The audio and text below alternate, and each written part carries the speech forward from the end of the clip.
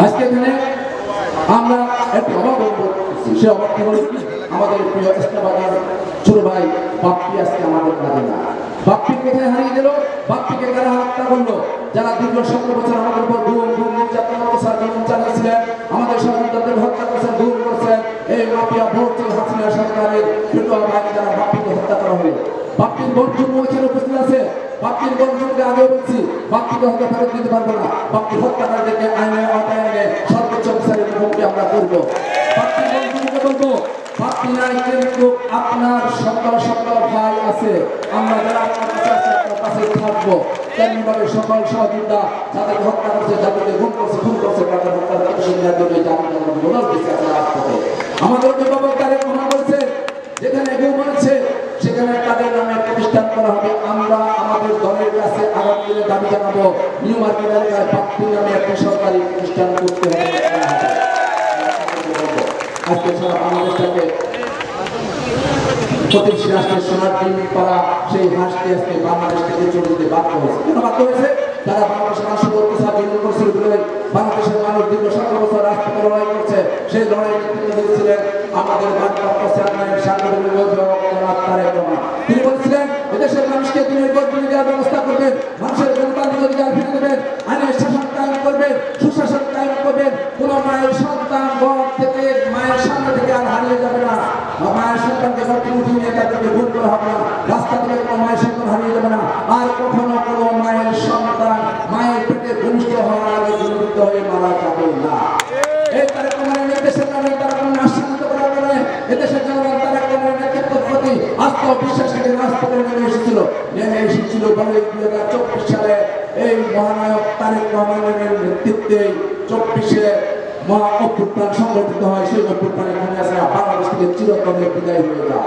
আমরা বলবো এই খুনিয়াসরাকে বাংলাদেশের রাজনীতিতে আর কখনো ফিরে আসতে দেওয়া হবে না। যারা গণতন্ত্র নির্যাতন করছে, আমাদের সহযোগিতাদেরকে হত্যা করছে, তাদেরকে বাংলাদেশে আর পুনর্বাসিত করতে দেওয়া হবে না। যারা পুনর্বাসিত করতে চাইবে তাদেরকে প্রতিহত করা হবে। আজকে এই হাসিনা প্রতিহত, হাসিনা বাংলাদেশ থেকে বিতাড়িত হওয়ার কারণে প্রতিবেশী রাষ্ট্র বুকের যন্ত্রণায় ভুগতেছে। এই যন্ত্রণার কারণে তারা এক এক সময় এক একভাবে বাংলাদেশের মানুষের আইন শৃঙ্খলার অবনতি ঘটানোর জন্য এদেশে বিশৃঙ্খলা সৃষ্টি করার পায়তারা করছে। প্রতিনিয়ত কখনো রিক্সা শ্রমিক, কখনো বিভিন্ন টাকা দেওয়া সচিবালয় সহ বিভিন্ন জায়গায় মানুষকে বিভিন্ন রকমের পরিচিত করছে যে বাংলাদেশ আইন শৃঙ্খলা অবনতি ঘটানোর জন্য। গতকাল আমরা দেখতে পেয়েছি আমাদের ভিতরে সামনে হয়েছে আমাদের জাতীয় পতাকা আঘাত হয়েছে। সেই জাতীয় পতাকাটি 71 সালে আমার নেতা আমার দেশের জন্য শহীদ প্রেসিডেন্ট জিয়াউর রহমান পাকিস্তানের মধ্যে সশস্ত্র সংগ্রামের মাধ্যমে ছিনিয়ে নিয়েছিলেন। সেই জাতীয় পতাকা অপমান করা হবে, সেটা আমরা সহ্য করবো না, অন্য কেউ করলেও।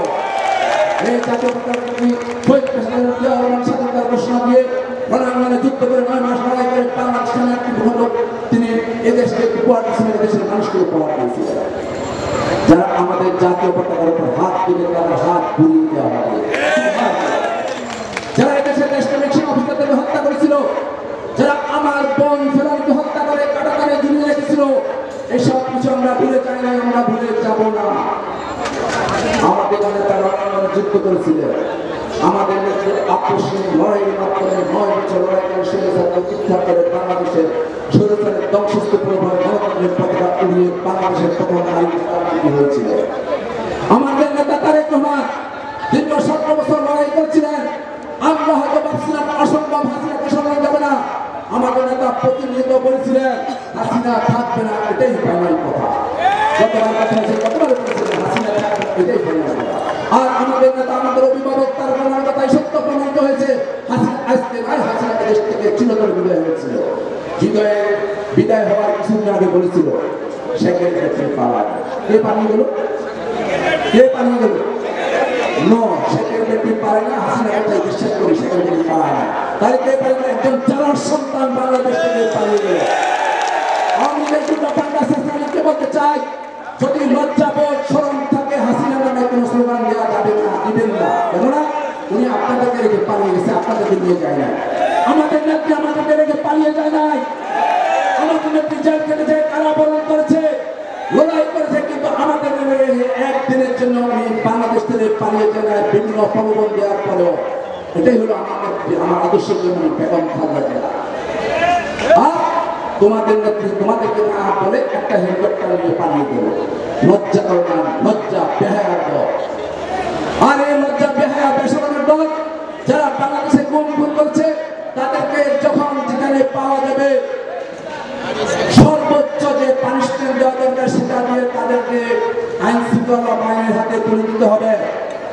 আমি বলবো আমাদের দলের নেতা কর্মীদেরকে বলবো, এমন কোনো কাজ করবেন না যে কাজটিতে ব্যবসায়ীরা আঘাতপ্রাপ্ত হবে। আমরা জানি অনেক ব্যবসায়ী নফল নামাজ পড়েছেন, 5 ওয়াক্ত নামাজ পড়ে মসজিদে কান্নাকাটি করেছেন এই জুলুমের হাত থেকে বাঁচার জন্য। তাই আমরা কিন্তু সেই জুলুমের পুনরাবৃত্তি দেখতে চাই না। আমার আদর্শের জনক প্রেসিডেন্ট জিয়া রহমান বলছিলেন, যদি কেউ কোনো অন্যায় কাজের সাথে জড়িয়ে পড়েন তার জন্য দুটি রাস্তা খোলা আছে, একটি হলো তৎকালীন নাজিমউদ্দিন রোড, আরেকটি হলো বাংলাদেশ ছেড়ে চলে যেতে হবে। আর তারেক রহমান বলছে, যারা কোনো অন্যায় কোন জুলুমের সাথে কোন দখলদারিত্বের সাথে জড়াবেন তারা বিএনপি পরিবার জাতীয়তাবাদী দলের কোন অঙ্গ সংগঠনের সাথে থাকতে পারবেন না। তাদেরকে এই দল থেকে সরে যেতে হবে।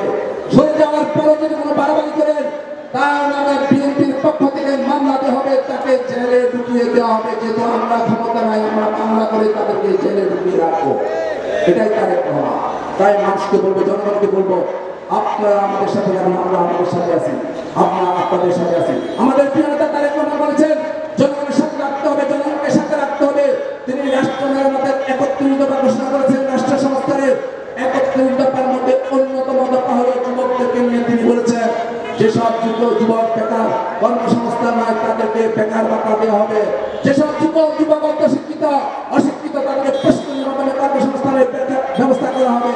তিনি বলেছেন, রিক্সা শ্রমিক ভাইরা যারা রিক্সা চালা রাস্তাঘাটে, তাদের কথা তিনি সেখানে উল্লেখ করেছেন।